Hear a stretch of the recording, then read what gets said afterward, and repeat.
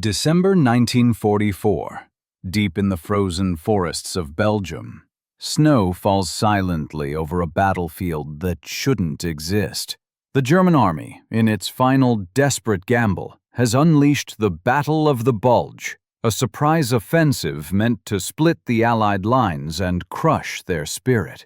In the chaos, one small American force, barely 300 men, finds itself trapped, cut off, surrounded, outnumbered nearly 15-1. Their radios jammed and supplies gone. The order from headquarters was simple: hold the town at all costs. No reinforcements, no retreat, no surrender. The Germans demanded they lay down their arms. The Americans answered with gunfire. For 3 days, artillery shook the earth. Tanks rolled through smoke and rubble. Yet, against all logic, the tiny garrison held, fighting from basements, ruins, and sheer defiance. This is not just a story of soldiers. It's the story of a stand that defied the math of war, of men who refused to die quietly, and of a moment when courage alone stopped 5,000 Germans in their tracks. This is the untold stand of Lanzerath Ridge. December 16, 1944. The Ardennes Forest, Belgium. Snow-covered trees stretch for miles. Quiet, almost peaceful. For the men of the 99th Infantry Division, it's supposed to be an easy sector. They've been told this part of the line is quiet, a place for green troops to gain experience before heading deeper into Germany. Private Harold P. Fowkes, only 19, writes in his diary, "They say the war's nearly over. We'll be home by spring." He had no idea that by morning, his world would turn to chaos. At the small village of Lanzerath, a strategic crossroads near the German border, a single U.S. reconnaissance platoon, just 18 men, led by Lieutenant Lyle Bouck, was stationed on a ridge overlooking the main road. Their job was simple: observe and report. But when the German offensive began, Lanzerath became the front line of Hitler's last hope. Before dawn, the stillness shattered. The ground trembled under the rumble of Tiger tanks. Distant artillery flashes lit up the snow. And then, silence again, until dark figures emerged from the trees. The spearhead of the 1st SS Panzer Division, over 5,000 strong. Bouck's men couldn't believe it. An entire German army was marching right toward them. They radioed for artillery. No answer. Communications were dead. The weather, freezing and stormy, had grounded Allied air support. The lieutenant gathered his men in a frozen ditch. He spoke quietly, his breath visible in the cold. "We hold here. We don't fall back unless they roll over us." They dug into the ridge, foxholes half filled with snow, machine gun nests camouflaged by pine branches. From their position, they had a commanding view of the road, the only route the Germans could use to move tanks deeper into Belgium. If Lanzerath fell quickly, the entire northern flank of the Allied line could collapse. At 0900 hours, German scouts advanced. Bouck gave the order: hold fire. The men waited until the enemy was nearly point blank. Then the ridge erupted. Rifles, machine guns, and mortars roared in unison. Germans dropped by the dozens. Confused and pinned, they scrambled for cover. The Americans, just 18 at the front, backed by a few scattered riflemen from nearby companies, fought with a precision that stunned the enemy. Within minutes, the Germans thought they'd been ambushed by a much larger force. But this was no ambush. It was desperation, mixed with discipline and sheer courage. Bouck's platoon fought like ghosts, moving between frozen foxholes, conserving ammo, calling out targets. Every shot counted. By noon, the snow was red. The ridge smoked with gunfire. German medics crawled under white flags to drag back the wounded. Still, the Americans didn't move. Behind them, Their commander radioed a single message before the line went dead. If they break through here, they'll hit Elsenborn next. Hold that road, whatever it takes. And so, 300 scattered Americans, clerks, gunners, engineers, and Bouck's tiny platoon became the only wall between 5,000 Germans and the Allied rear. The Battle of Lanzerath had begun. Morning turned to midday, and the forest seemed alive with noise. Shells whined overhead. Snow burst into clouds of dirt and smoke. Tree trunks splintered. The men of Lieutenant Bouck's platoon clung to their foxholes, half-frozen hands gripping rifles slick with melting frost. The Germans were regrouping below them, spreading through the fields like a gray tide. "They're setting up mortars," shouted Sergeant Warren Springer. Bouck crawled along the line, shouting orders through the roar. "Pick your shots. Wait for movement." The first mortar rounds hit short, then crept closer. Snow and soil rained into the holes. Private Khalil swore under his breath, wiped his face clean, and returned fire. Every burst of his Browning chewed apart another patch of white ground. At 1100 hours, the Germans tried again, infantry supported by half-tracks. They came yelling, convinced they could overwhelm the ridge by sheer force. But the narrow road funneled them straight into the Americans' sights. Machine gun teams opened up, cutting swaths through the advancing line. Tanks bogged down in the frozen field. The lead half-track erupted in flame, blocking the road. For a moment, it looked like the entire German column had halted.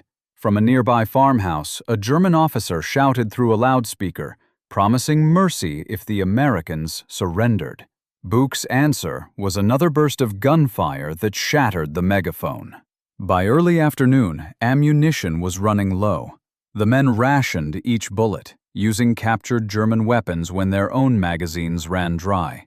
Runners crawled through the snow to gather ammo from the dead. One of them, Private Sam Jenkins, was hit in the shoulder, but kept crawling until he dropped boxes of cartridges beside his comrades. The snow around the foxholes had turned black with powder and blood. Smoke clung to the trees, thick and oily. Yet, between bursts of fire, the forest fell eerily silent, broken only by distant shouting in German. Then came the third assault. This time, the 9th Fallschirmjäger, paratroopers hardened by the Eastern Front, charged the ridge. They moved low and fast, leaping between craters. Grenades flew both ways. One landed inside Bouck's foxhole. He kicked it out just before it exploded, showering him with mud. His radio operator, Corporal Billy Queen, was thrown back but survived. The men fought until their gun barrels glowed. The Germans finally pulled back again, leaving dozens of bodies in the snow. A captured prisoner later admitted they believed they were facing an entire American battalion. Night falls. When darkness came, the temperature plunged below zero. The defenders wrapped themselves in blankets torn from abandoned houses, teeth chattering as they reloaded their weapons by feel. Somewhere down the slope, German soldiers were gathering the wounded. The cries carried faintly through the still air. Bouck walked the line quietly, checking each position. Every man was exhausted, but none talked of retreat. They could see flares in the distance, proof that other American units were still holding out somewhere beyond the trees. In the middle of the night, a lone German patrol crept close, searching for gaps. A flare lit the ridge, and Private Folks spotted movement. One careful burst from his machine gun dropped 3 shapes in the snow. The rest vanished into the dark. The platoon's morale held, but the situation was hopeless. Food was gone, ammunition nearly finished, and their radios still dead. Bouck scribbled a quick note in his journal. "If they come again tomorrow, we'll fight until we can't." The final assault. Dawn, December 17th. Fog rolled in from the valley, muffling sound. Then came a low mechanical rumble. The German tanks had returned. The ridge shook under the first shells. Trees toppled. One foxhole collapsed completely, killing 2 men inside. Bouck tried to call for artillery again, but the radio hissed with static. All they could do was fire, reload, and fire again. The Germans advanced in waves. At such close range, the battle turned into chaos. Grenades, bayonets, even hand-to-hand combat among the shattered pines. Bouck was knocked down by a blast, bleeding from his forehead but still shouting orders. Sergeant Springer took a rifle and covered him, cutting down a squad of paratroopers before being hit himself. By midday, the Americans had held for nearly 20 hours. The ridge was littered with wreckage and bodies, smoke hanging like fog, but the ammunition was gone. Bouck's men were reduced to pistols and captured MP-40. When the Germans finally overran the position, only a handful of Americans were still firing. Surrounded, Bouck ordered the survivors to stop. They were out of bullets, not courage. He stepped forward with his hands raised. The German officer who approached looked at the scene, charred vehicles, hundreds of dead and wounded, and asked in disbelief, "How many are you?" Bouck answered quietly, 18. The officer stared for a long moment, then nodded with respect. A company? No. An army. Aftermath of the Ridge. When the shooting stopped, the 5,000-strong German column had been delayed for almost an entire day, long enough for the U.S. 2nd Infantry Division to fortify the Elsenborn Ridge behind them.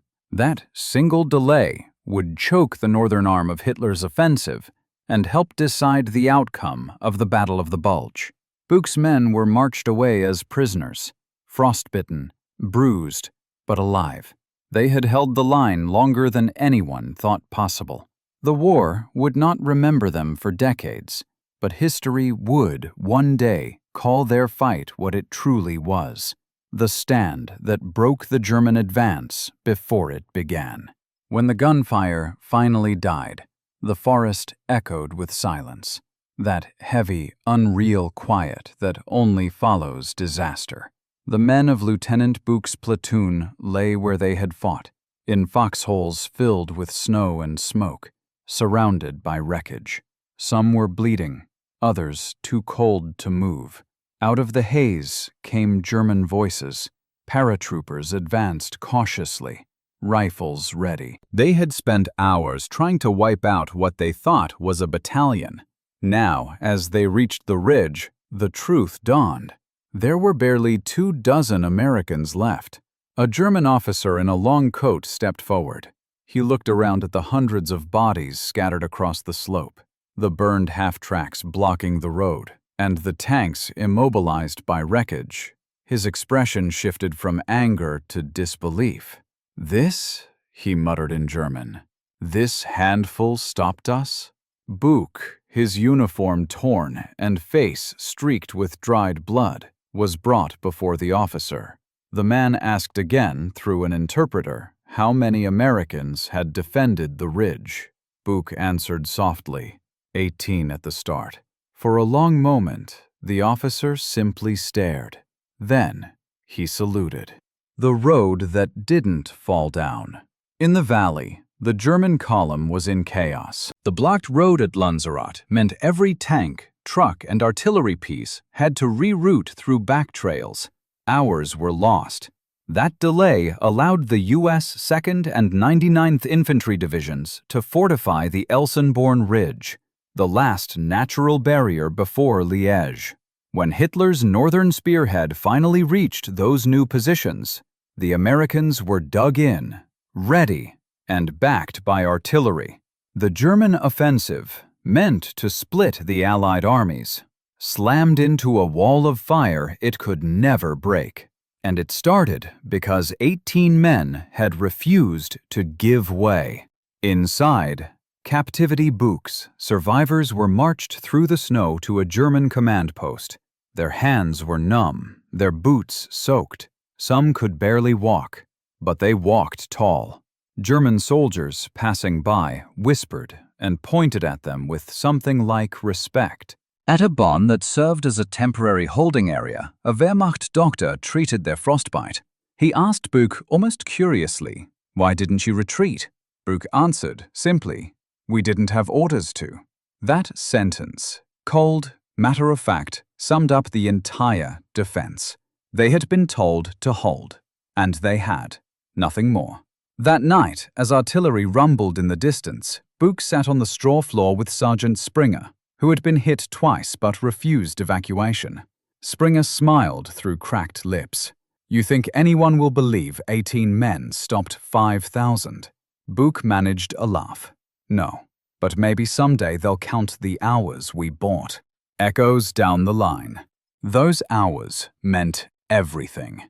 While the Germans stalled at Lanzerath, American engineers blew bridges along the Our River. Infantry units regrouped. By the time the Panzer Divisions reached Elsenborn, the element of surprise was gone.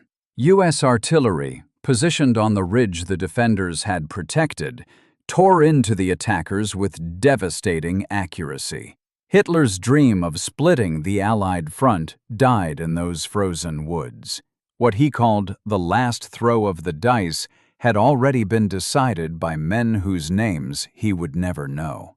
The forgotten heroes. When the war ended, Bouck's men returned home quietly. Their stand had been lost in the chaos of bigger victories. Reports were misplaced. No one believed such a small force could have delayed an entire division. For years, they spoke little of it. Then, in the 1960s, historians reviewing captured German records found repeated references to unexpected heavy resistance at Lanzerath Ridge. The numbers didn't add up until survivors were tracked down and the story reconstructed. It took almost 4 decades for recognition to come.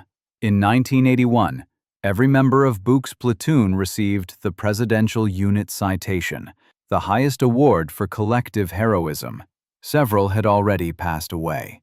The German View Captured diaries from the 1st SS Panzer Division reveal the shock of the opposing side. One officer wrote, "Our progress was delayed by an enemy company with extraordinary discipline. They fought with impossible tenacity. Their fire never ceased. To the Germans, the ridge had felt like a fortress. They had no idea they were attacking a reconnaissance platoon. Scouts, not infantry, armed with little more than rifles and a few machine guns." Another German entry simply read, "If all Americans fight like these men, this war will never end." A quiet victory. Years later, when asked what he remembered most, Bouck said it wasn't the gunfire or the cold. It was the silence after it was over, he said, when we realized we'd done our job and somehow survived. That silence was more powerful than any cheer. It was the stillness of men who had faced impossible odds and discovered what duty truly meant. The ridge at Lanzerath remains quiet today. The trenches have softened into the hillside. Wild grass hides the scars. But if you stand there in winter, when the wind cuts through the trees, you can almost hear the faint echoes of rifles, the shouted orders, the courage that refused to die.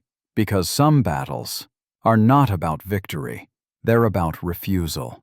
The refusal to surrender, the refusal to give up a road, a ridge, a belief that some stands must be made, no matter the cost. That was the stand at Lanzerath Ridge. 18 men, 5,000 enemies, and a delay that changed the course of a war. When the Battle of the Bulge ended in January 1945, the snow-covered fields of Belgium were littered with twisted tanks and silent guns. The war raged on toward Germany, and the world soon turned its attention east, to the Rhine, to Berlin, to the end that everyone knew was coming. In that blur of victory, the tiny story of Lanzerath Ridge faded from memory. The U.S. Army's after-action reports barely mentioned it. No one believed that fewer than 24 men had stopped a German advance of thousands. Records were incomplete, confused by the chaos of the Bulge. The platoon's location had even been misreported. Lieutenant Lyle Bouck returned home quietly. He resumed his studies, worked in insurance, and rarely spoke of the war. Most of his men did the same. scattered back to normal lives, carrying the weight of a battle no one asked about. But the ridge never truly left them.